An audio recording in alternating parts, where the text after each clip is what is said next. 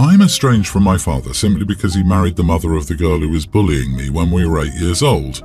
He was my only parent and hugely let me down, and I will never forgive him for subjecting me to being family with someone who mistreated me like that. Even though it did eventually get better, I will never ever claim her as my family, and I made sure I cut all legal ties. I had 2 family members adopt me when I turned 18. My father never understood my anger at him, or why I refused to try at least to make a family with them. He's close with his boss, and I was in town visiting some family and he saw me. He recognized me from a few years ago and mentioned how he hoped I could attend the next family day at their job. I said that wouldn't be possible as I have no contact with my father. He was stunned. He asked what happened and mentioned my sister. I told him she was not my sister and was my bully before my dad married her mom, and that he married this woman knowing her child was bullying me. I told him that made our relationship unsustainable. He apologized and said he had no idea. Apparently, he later confronted my father outside of work and was like, "How could you never say anything, and what kind of father are you?" Word is now spreading around people my father knows and works with. He tore into my family members who adopted me, who were his family members. Then he emailed my very old email account saying I had no right to spill such personal business to his boss, and it was petty and childish and showed I had no decorum. Am I the idiot? Edit. I had to go 2 years living with the girl who bullied me. They did eventually put a stop to it when I was 10, but from 8 to 10 I had to live with and go to school and be in the same class as the girl who bullied me since kindergarten. My dad even expected me to be her sister. He said this while she was still actively bullying me. He was not a good father to me. To her, sure, not to me. Some of the worst things were her calling me names, cutting my hair, and using my period to humiliate me in school. Not the idiot. You were asked a question and you answered honestly. If your father is so ashamed for people to know the truth, he needs to reflect upon that and his choices. Your father was an idiot. You're not obligated to hide that from the world. Sorry, but you are the idiot. You're an adult and you're holding on to a grudge against an 8-year-old child so strongly that you felt entitled to bring your dad's boss into decade-plus-old drama in response to a polite comment. There is absolutely no reason to do that unless you wanted there to be negative social repercussions for your father. There were so many ways you could have handled this situation honestly without it being so incredibly awkward. We aren't close, we don't keep in touch, etc. This is clearly something that's still actively bothering you to the point that you're still lashing out when you're reminded of it. You need to seek therapy and work on this. You're letting the actions of a kid poison your adult life. Regardless of what anyone else did or did not do at this point, you're the idiot for not doing better for yourself and your mental health. Read OP's edit. The stepsister, name called, blasted her for starting her period, cut her hair with scissors, and bullied her badly until they were 10 and living in the same house. Dad wanted them to be a family and for her to put up with it. He was a crappy father who took away OP's safe place so he could mess around. The boss asked a question and OP answered truthfully. She didn't give unnecessary details as everything she disclosed was relevant to the question. Also, screw decorum. If someone mistreats you, you are under no obligation to hide their behavior so they can save face with people. I've actually been kinder to my enemies than estranged relatives because family is supposed to love you and not put you in harmful situations. Exactly. Stepsis cut OP's hair, which is well beyond normal bullying. I don't love that OP dragged Dad's professional life into it, but damn, what kind of father puts the actual safety of their child second? That's a very profound parenting failure. I find it amusing that the man who knowingly brought their daughter's bully into her family called her out on decorum.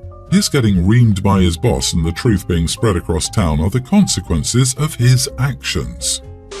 My friend moved in with me and my toddler a couple of months ago with her toddler and cat. She's mostly only here when she has her kid, but on the days the kid is with her dad, my friend is hardly ever here and is over at her boyfriend's house. She does come to ensure the litter is cleaned and the cats, because I have a cat too, are fed before she leaves, but she's never here.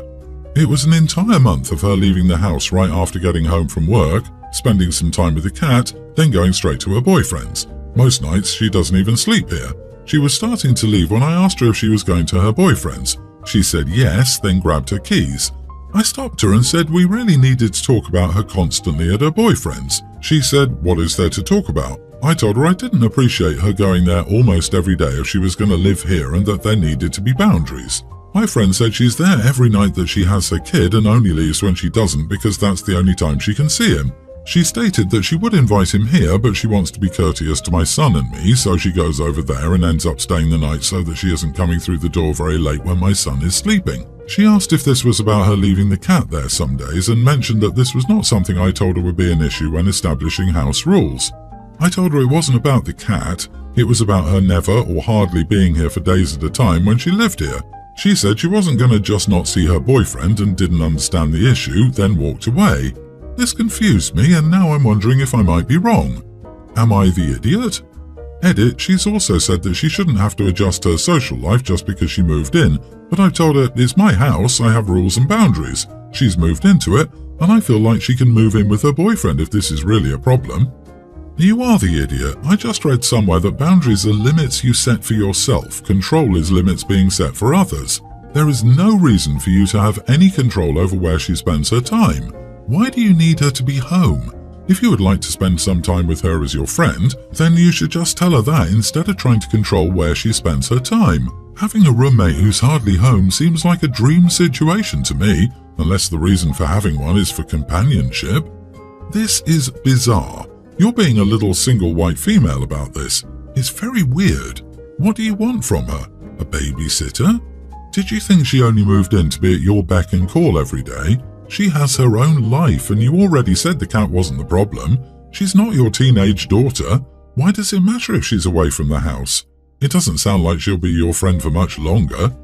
Girl, she's a grown damn woman with a kid, and she makes sure the cat is fed, watered, and the litter box is clean, and she pays rent. What the heck is your problem? She's grown. This is not a teenager. Boundaries? What boundaries? She's not bringing him there out of courtesy. But you're still, light bulb. Oh, I get it. You miss her. Then dang woman, just say that then. I am or was going to be the best man at my brother's wedding next year. My wife was invited to be a bridesmaid and she initially said yes. It turns out that the bride is now expecting my wife to get a whole new wardrobe for the bridal showers, bachelorette party, rehearsal and reception dinner on top of her bridesmaid's dress. The only colour she's allowed to wear to all of these events is the same lavender colour as her bridesmaid dress. She was even given a few swatches of that material to take shopping with her. The shoes and makeup have to match for photos. Even pyjamas have to match. The bachelorette party is a week getaway plus all of the other events. It's like an additional 10 days of clothes my wife will never wear again. She normally wears black or dark colour clothes. I bring this up to my brother after he hands me the fabric swatches. I told him this was the dumbest thing I'd ever heard. He said that's why they're giving me almost a year to get all of the items together for the bachelorette and weddings. I'm thinking of my wife's reaction because she's already not great friends with the bride. I told my brother that my wife can attend the wedding as a guest, not a bridesmaid. My brother gets mad, saying I'm upsetting his fiancée's aesthetic that she had planned. He asked for a few days of accommodation and I said no. He tells me I'm no longer his best man for this and I'm selfish for destroying his fiancée's dream wedding over a few dresses. Edit, I did discuss this with my wife. I told her afterward and she laughed, saying, hard pass. Not the idiot. It's so incredibly selfish when brides do crap like this. It's unfair to expect everyone to spend what will ultimately be thousands to try and accommodate this type of request. Your brother is being delusional. Tell him you'll catch the next one. This is nuts. Good thing you didn't take their crap. I'm 100% grateful that my husband would deal with his own family BS on my behalf and not let them use my desire to people please to put me in a situation I won't like. He knows me and knows I would hate being some lady's prop at my own expense and telling his family I'm not taking part. OP is an amazing husband, but this wedding culture is out of hand. 10 days for a bachelorette? 10? So now I also expect to use my vacation days and vacation money for your pre-wedding event as well. They're asking that you devote your entire year to them and it's so selfish. There's no room for personal vacations or getaways for the year this friend is getting married. Yeah, this is insanity to me. Do you like the people at your wedding party? What's wrong with them looking like themselves in some non-wedding pictures? Overly curated photos are boring, especially for multiple events. It's all for the socials, Instagram ridiculous. Even if the bride was going to pay for all these lavender outfits and pajamas, I'd want to avoid this. People are not dolls. I, 33 female, have a friend, Max, 34 male, who's a single dad to Ava, young grammar school age female. Ava's mom is not in the picture and gave full custody and rights to Max before she was even born. I agreed to help out Max and Ava and am very involved in her life.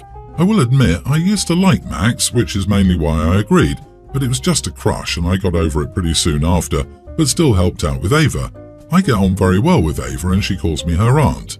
Since then, I got a more demanding job and have a fiancé who I moved in with.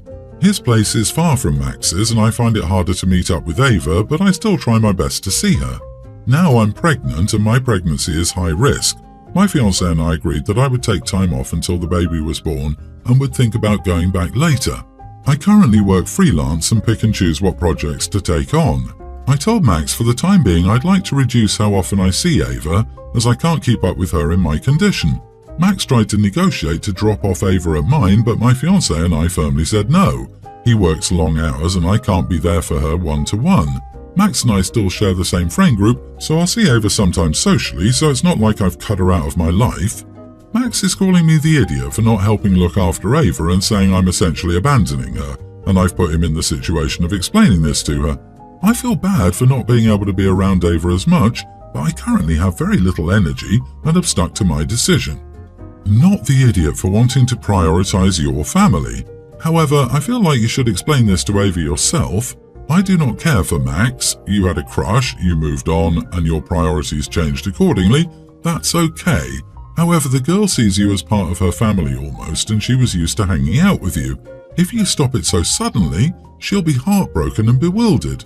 So at least talk with her about it and assure her that you still love her, etc. I think that would be in place, unless you didn't really love her in the first place and didn't take the whole thing just as a chore from the beginning.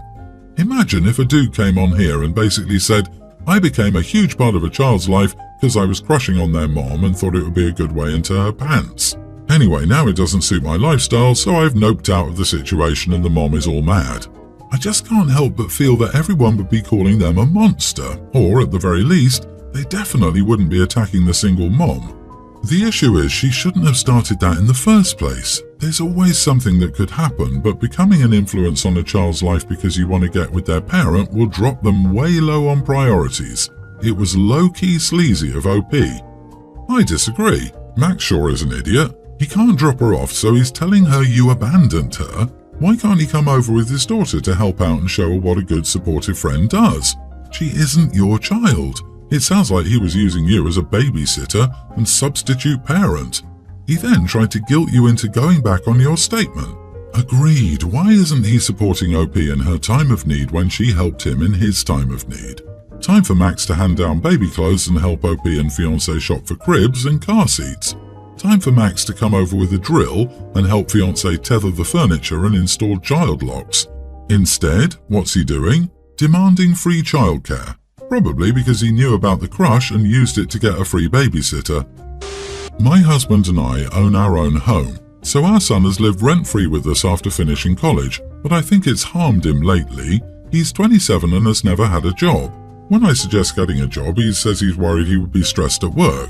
He always has a reason and shoots down my suggestions to work so that he gets out of the house and does something productive. Every day after I get home from work, he complains about how he doesn't have a girlfriend but refuses to try when his dad and I suggest getting a job, making friends through hobby groups, going outside more and dating apps. He spends all his time complaining about how women don't like him, although he's never tried befriending or approaching a woman. He says if women were attracted to him, they'd approach him, and cites an example of one person he knows who doesn't work and who doesn't go outside and who has a girlfriend as proof that he shouldn't need to do those things. We are at our wits' end and are considering giving him an ultimatum to pay us rent so he'll get a job. Am I the idiot?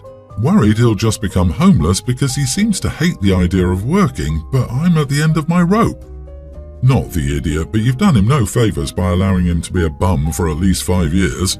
Tell him he has 3 months to get a job or he's no longer allowed in your home. He then has 6 months after getting said job to get his own place. In the interim, tell him if he isn't willing to change anything, then he's not allowed to complain about it. Everyone's the idiot here. No offence, but there's no way your parenting hasn't directly affected or contributed to the way he's acting now. Cut off the internet for use other than job hunting. If he needs new clothes or things, tell him to learn how to mend them or find a way to acquire them himself. Stop cooking for him or even feeding him any of the special things he likes. Don't pick up after him at all, not one dish, not one sock. If he can't afford it, he can't have it. Tough love. Agreed. Also, his finding a girlfriend should be the least of his and OP's priorities. I'm also going to guess he spends an excessive amount of time online, probably playing video games and watching adult stuff. His dating attitude is extremely concerning. He feels entitled to a girlfriend without putting in any effort. Wonder why? I bet his friend's girlfriend is imaginary. I can confirm I had a 27-year-old unemployed neighbor who lived with his parents try to ask me, 22 female at the time, out. He joined me for my dog walks around the neighborhood, which made him believe I was head over heels in love with him. My walk schedule was like clockwork, 7:30 a.m., 3:30 p.m. I was a live-in nanny, parents took over evening walks. When I kindly rejected him, he turned it around on me and said he wasn't ready for a relationship yet and that I was moving things too fast. The best part is, I just met my now partner, so the dude was flabbergasted when I told him I was seeing someone and tried for months to convince me that what we had was real and he wished things would go back to how they used to be. Even though the entire time I've been talking with him and getting to know my partner. It's been 5 years. My partner and I are happily living together and building our future together. The neighbor dude is now 32, still unemployed, and still living with his parents. It's time for some tough love, OP. It's time for him to leave the nest.